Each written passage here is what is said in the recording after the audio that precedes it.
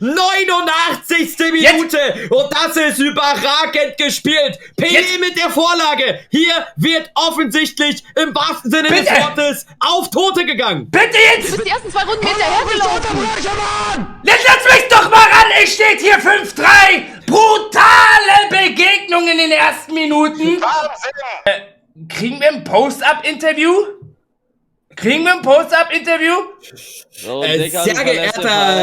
Sehr geehrter Herr Nährlich, das war heute natürlich die erste Niederlage der Saison. Ihr Team hat sich ein bisschen schwer getan. Vor allem in der Offensive gab es da die ein oder andere Situation, wo man das Gefühl hatte, dass die spielerische Qualität nicht ausreicht. Aber auch defensiv ein bisschen nachgiebig gewesen, nicht in den entscheidenden Situationen da gewesen, Herr Nährlich. Wie erklären Sie sich dieses Zusammenspiel der Ereignisse? Ich mag kein Interview.